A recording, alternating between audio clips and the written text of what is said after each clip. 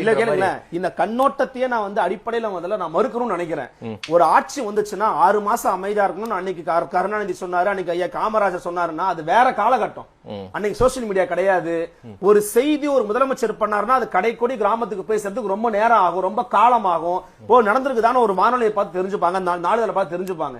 இன்னைக்கு உடனடியா என் தொழில்துறை மந்திரி ஒரு ரீல்ஸ் போடுறாங்க, ஓகே இன்வெஸ்ட்மெண்ட் கேக்குறாங்க, நான் தெரிஞ்சுக்கிறேன், ஃபைன், புரியுது எனக்கு.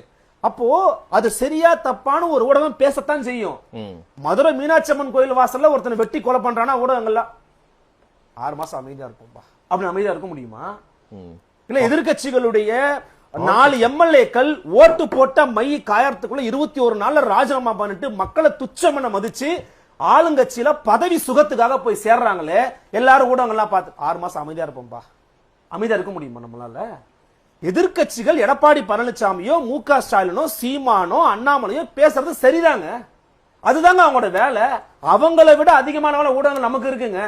ஏன்னா ஊடகங்கள் தான் நிரந்தர எதிர்கட்சி, பெர்மனன்ட் அப்போசிஷன் பார்ட்டிஸ் மீடியா தான். அப்ப மீடியா பேசவே கூடாதுங்க. 6 மாசம் அமைதியா இருப்போம், ஹனிமூன் பீரியட் கொடுப்போம்னா 6 மாசம் நாடு அழிஞ்சு போச்சுன்னா யாரை போய் கேட்பீங்க? அப்ப 6 மாசம் அமைதியா இருக்கணும்ன்ற கான்செப்டே பேசிக்கா தப்பு.